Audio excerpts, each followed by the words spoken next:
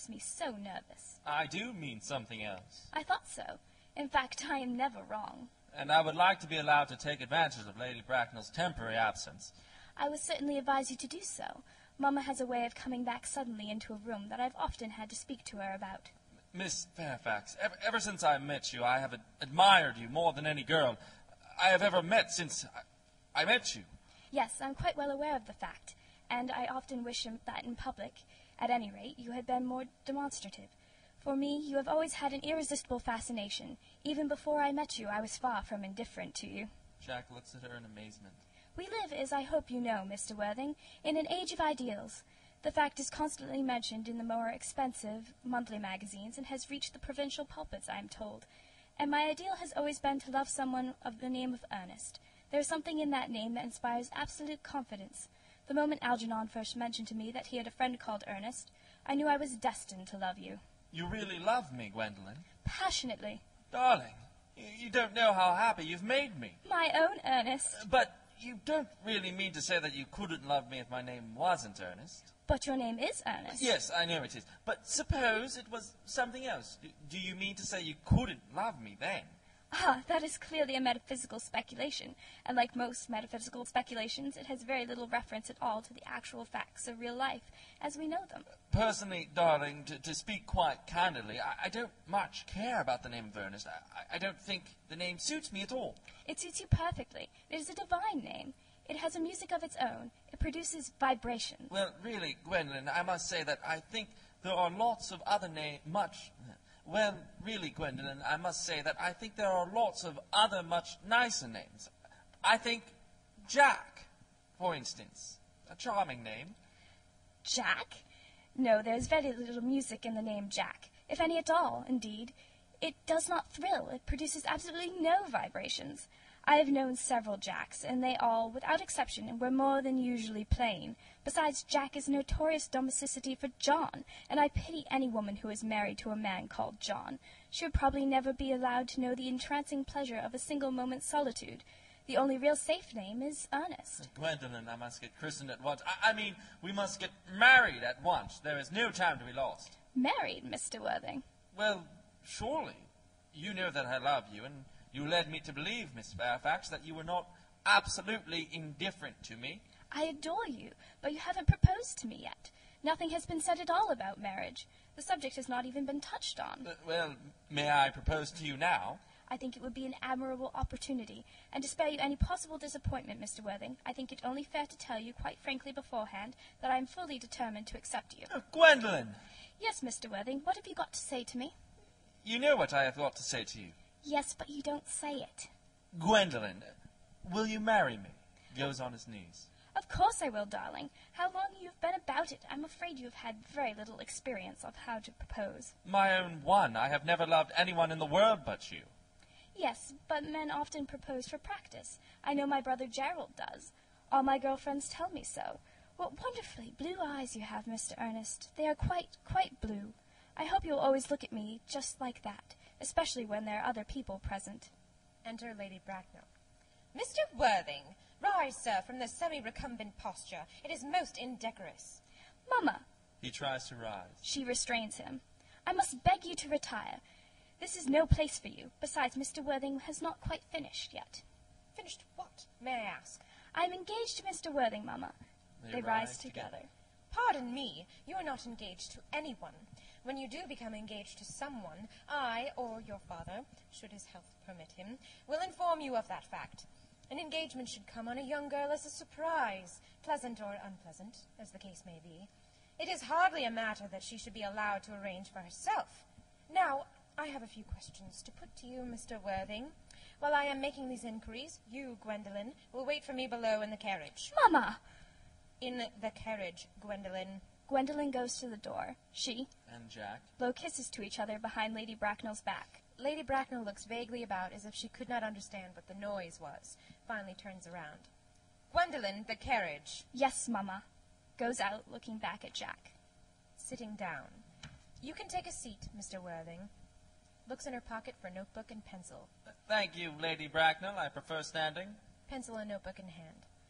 I feel bound to tell you that you are not down on my list of eligible young men. although I have the same list as the dear Duchess of Bolton has. We work together, in fact. However, I am quite ready to enter your name, should your answers be what a really affectionate mother requires. Do you smoke? Well, yes, I must admit I smoke. I am glad to hear it. A man should always have an occupation of some kind. There are far too many idle men in London as it is. How old are you? 29. A very good age to be married at. I have always been of an opinion that a man who desires to get married should know either everything or nothing. Which do you know? After some hesitation, I know nothing, Lady Bracknell. I am pleased to hear it. I do not approve of anything that tampers with natural ignorance. Ignorance is like a delicate, exotic fruit. Touch it and the bloom is gone. The whole theory of modern education is radically unsound. Fortunately, in England, at any rate, education produces no effect whatsoever.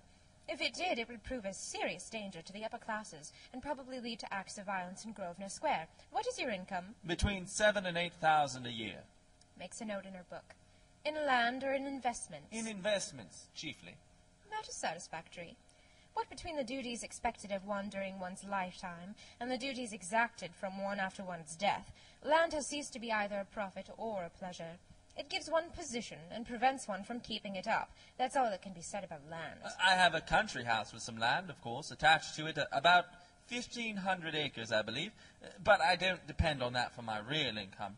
In fact, as far as I can make out, the poachers are the only people who make anything of it. A country house?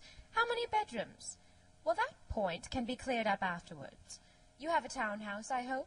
A girl with a simple, unspoiled nature, like Gwendolen, could hardly be expected to reside in the country. Well, I own a house in Belgrave Square, but it is let by the year to Lady Bloxham. Of course, I can get it back whenever I like, at 6 months' notice. Lady Bloxham? I don't know her. Oh, she goes about very little. She's a lady considerably advanced in years. Ah, nowadays that is no guarantee of respectability of character. What number in Belgrave Square? 149. Shaking her head. The unfashionable side. I thought there was something. However, that could easily be altered. Do you mean the fashion or the side? Both, if necessary, I presume.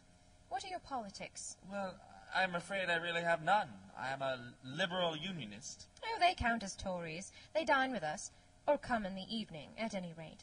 Now to minor matters. Are your parents living? I have lost both my parents. To lose one parent, Mr. Worthing, may be regarded as a misfortune. To lose both looks like carelessness. Who was your father? He was evidently a man of some wealth. Was he born in what the radical papers call the purple of commerce, or did he rise from the ranks of the aristocracy? I'm afraid I really don't know. The fact is, Lady Bracknell, I said I have lost my parents. It would be nearer the truth to say that my parents seem to have lost me. I don't actually know who I am by birth. I was found. Found? The late Mr. Thomas Cardew, an old gentleman of very charitable and kindly disposition, found me and gave me the name of Worthing, because he happened to have a first-class ticket for Worthing in his pocket at the time. Worthing is a place in Sussex. It is a seaside resort. Where did the charitable gentleman who had a first-class ticket for the seaside resort find you? In a handbag. A handbag? Yes, Lady Bracknell, I was in a handbag, a somewhat large black leather handbag with handles to it. An ordinary handbag, in fact. In what locality did this Mr. James, or Thomas Cardew, come across this ordinary handbag? In the cloakroom at Victoria Station. It was given to him in mistake for his own. The cloakroom at Victoria Station? Yes, the Brighton line. The line is immaterial. Mr. Worthing, I confess I feel somewhat bewildered by what you have just told me. To be born, or at any rate bred, in a handbag, whether it had handles or not, seems to me to display a contempt for the ordinary decencies of family life that reminds one of the worst excesses of the French Revolution. And I presume you know what that unfortunate movement led to. As for the particular locality in which the handbag was found, a cloakroom at a railway station might serve to conceal a social indiscretion, has probably indeed been used for that purpose before now, but it could hardly be regarded as an assured basis for a recognized position in good society. May I ask you, then, what you would advise me to do? I need hardly say I would do anything in the world to ensure Gwendolen's happiness.